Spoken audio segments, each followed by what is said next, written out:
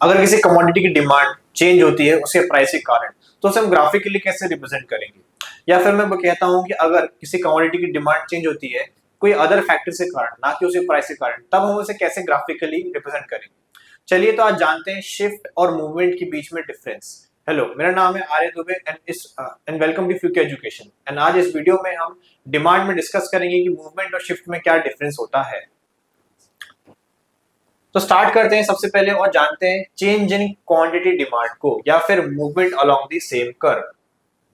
Change in quantity demand occurs when the quantity demand of a commodity changes due to change in its place while the other factors remain constant। यानी कि अगर किसी commodity की demand change हो रही है और वो चेंज होने के कारण उसका ही प्राइस है, तो हम उसे बोलेंगे कि वो क्या हुआ, change in quantity demand, right. तो यहाँ से बोला गया है कि जब उसका प्राइस चेंज होता है पर जो अदर फैक्टर्स हैं वो कांस्टेंट रहते हैं, तो इसी को हम बोलते हैं चेंज इन क्वांटिटी डिमांड या फिर मूवमेंट अलोंग डिमांड कर्व, यानी कि इसको मूवमेंट भी नाम देते हैं।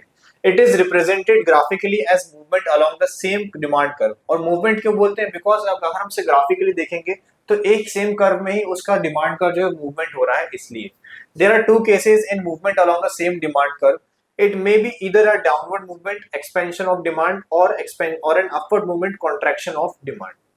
यानी कि दो तरह के मूवमेंट हो सकते हैं, एक हो सकता है अपवर्ड मूवमेंट और एक हो सकता है डाउनवर्ड मूवमेंट। अपवर्ड मूवमेंट को हम बोलते हैं कॉन्ट्रैक्शन ऑफ डिमांड और डाउनवर्ड मूवमेंट को हम बोलते हैं एक्सपेंशन ऑफ डिमांड। तो आप देख सकते हैं कि ये किसी कमोडिटी की डिमांड कर्व है, डी डिमांड कर्व दिया गया है और प्राइस उसके अलग अलग लेवल पे चेंज हो रहे हैं। जो बेस प्राइस था, जो ओरिजिनल प्राइस था, वो था पी, और उसकी जो ओरिजिनल डिमांड थी वो थी ए और क्वांटिटी थी क्यू। किसी कारण से उसका प्राइस कम हो गया, पी से P1 हो गया, तो उसकी डिमांड जो है वो बदल जाएगी और सेम कर्व पे ही रहेगी, यानी कि अब नई डिमांड जो है वो पॉइंट बी पे आ जाएगी, जिसको हम बोलेंगे Q1। सिमिलरली अगर आप देखेंगे प्राइस उसका पी से P2 हो जाता है, इंक्रीज हो जाता है, तो उसकी डिमांड जो है वो Q2 यानी कि डिमांड जो है डिक्रीज हो जाती है, राइट। तो आपको पता है कि प्राइस के बढ़ने या कम होने से डिमांड पे क्या फर्क आता है, क्योंकि हमने लास्ट वीडियो में लॉ ऑफ डिमांड को कवर कर लिया था। पर अब आप देखिए इसमें दो केसेस बनते हैं, एक जब प्राइस कम होता है और एक जब प्राइस बढ़ता है। तो इन दो केसेस को डिस्कस करते हैं। सो अब हम इन दो डिफरेंट मूवमेंट्स को जानते हैं। सबसे पहला मूवमेंट जो है हमारा है वो अपवर्ड मूवमेंट, जहां पे ग्राफ में आप देख सकते हैं क्लियरली कि जो ग्राफ है वो ऊपर की तरफ मूव करता है।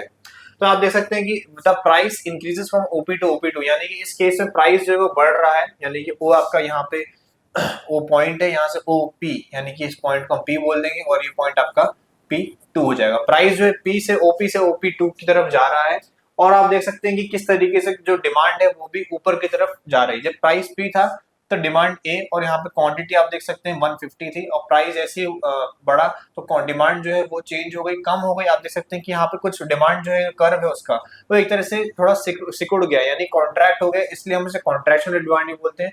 और मूवमेंट देख सकते हैं कि पॉइंट ए से बी की तरफ, ऊपर की तरफ जो अब नया डिमांड है वो ट्रेवल कर रहा है, इसलिए इसे हम अपवर्ड मूवमेंट भी कहते हैं। और क्वांटिटी जैसे ओ क्यू से ओ क्यू टू हो गई, यानी ओ पहले थी ओ क्यू, ये आपका क्यू हो जाएगा, और कितनी हो गई, ओ क्यू टू हो गई, which result in upward movement from A to C along the same curve demand D, यानी कि सेम कर्व पे आप देख सकते डिमांड जो है वो एक ही सेम कर्व पे जो है इंक्रीज हो गई।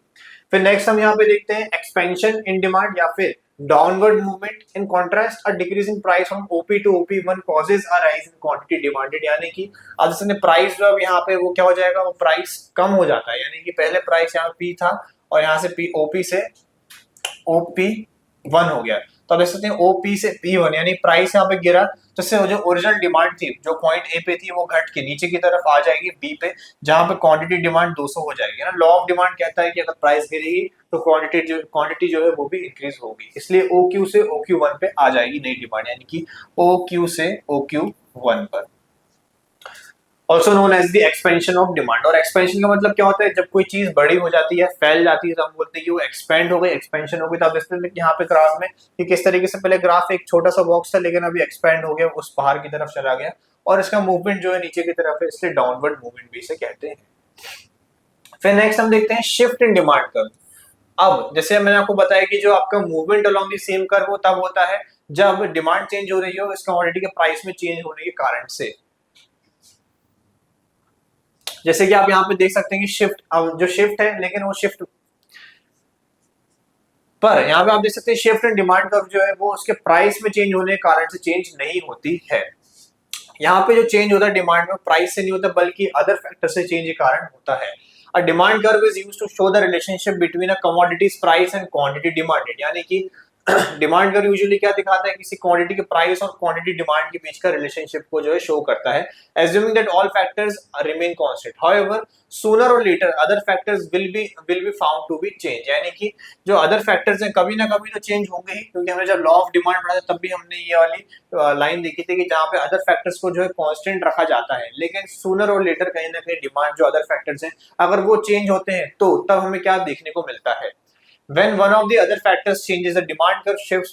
For instance, assume that the income of the consumer rises, यानी कि अब हम अदर फैक्टर्स की बात करते हैं, प्राइस को छोड़ के जो अदर फैक्टर्स हैं उनकी बात करते हैं, अगर किसी कंज्यूमर की इनकम जो है वो बढ़ जाती है तब हमें क्या चेंज देखने को मिलेगा। तो आप सीधे से बोलेंगे कि यहाँ पे जो कंज्यूमर की डिमांड है वो भी इंक्रीज हो जाएगी, लेकिन हम उसे ग्राफिकली कैसे शो करेंगे, या फिर even though the price of a commodity has not changed, the consumer desire for that product may increase. The original demand curve cannot show such an increase in desire for any product whose price has not changed. It will result in a shift in the demand curve, यानी कि जो original demand curve है वो इस change को नहीं दिखा सकता। कौन सा ओरिजिनल डिमांड कर्व, जो अभी तक हम देखते आ रहे थे। इसलिए यहाँ पे दो ही चीज पॉसिबल है, या तो डिमांड बढ़ेगी यानी कि उसमें एक शिफ्ट देखने को मिलेगा, यानी कि एक नया डिमांड कर्व जो है वो फॉर्म होगा, या फिर वो डिमांड जब घटेगी तो उसमें भी एक शिफ्ट देखने को मिलेगा जब डिमांड कर्व नीचे की तरफ आएगा। तो आप देख सकते हैं कि डी जो आपका ओरिजिनल डिमांड कर्व है और कोई अदर फैक्टर्स में कोई भी चेंज होता है उस कारण से वो शिफ्ट होता है D1 की तरफ, यानी कि बढ़ गया, या फिर D2 कम हो गया, दोनों चीज पॉसिबल है। तो इसलिए आप देख सकते हैं जो डिमांड कर्व है अब movement along the same curve नहीं रहा है, इसी कर्व में मूवमेंट नहीं है, बल्कि अब वो जो कर्व है वो एक तरह से शिफ्ट हो रहा है, दूसरी तरफ जा रहा है। सबसे पहले हम जानते हैं राइटवर्ड शिफ्ट के बारे में, जिसको हम बोलते हैं इंक्रीज इन डिमांड, यानी किसी कारण से अगर factors of determinants of demand में कुछ चेंज आता है जिस कारण से डिमांड जो है वो इंक्रीज होती है, तो ऐसे इंक्रीज इन डिमांड को हम बोलते हैं राइटवर्ड शिफ्ट, बिकॉज यहाँ पे डिमांड कर्व जो है वो लिटरली राइट के साइड जो है शिफ्ट हो जाता है। आप देख सकते हैं कि डिमांड कर्व यहाँ से यहाँ राइट की तरफ जो है शिफ्ट हो जाता है। तो आप देख सकते हैं प्राइस यहाँ पे सेम रहता है, प्राइस 10 रुपए था पहले और अभी भी 10 रुपए ही रहेगा, बिकॉज हम यहाँ मान के चल रहे हैं कि जो प्राइस है उसमें कोई चेंज देखने को हमें नहीं मिलता है, पर डिमांड जो है वो बदल गई, 150 से 200 हो गई। आप देख सकते हैं कि ये 10 रुपए का पॉइंट को अब पहले पॉइंट ए पे इंटरसेक्ट कर रहा था, अब नया पॉइंट जो है पॉइंट बी पे इंटरसेक्ट कर रहा है, इस कारण से डिमांड जो है वो इंक्रीज हो गई। वहीं पे हम देखते हैं डिक्रीज इन डिमांड या फिर लेफ्टवर्ड शिफ्ट में, जहां पे किसी कारण से डिमांड जो है वो कम हो गई, कोई अदर फैक्टर्स, यानी कि हम जैसे कहते हैं कि अगर change in income of the consumer, अगर इनकम बढ़ जाती है तो डिमांड ही बढ़ेगी, अगर मैं बोलूं कि इनकम कम हो गई तो डिमांड कम होगी, तो डिमांड कम होगी तो हम कैसे दिखाएंगे उसको, एक लेफ्टवर्ड शिफ्ट के थ्रू दिखाएंगे। आप देख सकते हैं प्राइस 10 था, प्राइस सेम कांस्टेंट रहता है और जो डिमांड है वो एक्चुअली में अब कम होती है 150 से 100 की तरफ। आप देख सकते हैं शिफ्ट जो है वो लेफ्ट की तरफ आ रहा है, तो इसलिए सब क्या बोलते हैं, लेफ्टवर्ड शिफ्ट भी कहते हैं।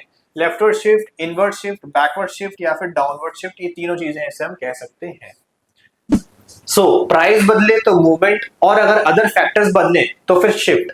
अब डिमांड और कैसे वर्क करता है आपको समझ में आ गया होगा, और ऐसे वीडियोस को इन डेप्थ में समझने के लिए आज ही डाउनलोड करें फ्यूके एजुकेशन ऐप को, and also don't forget to like, share and subscribe. Thank you.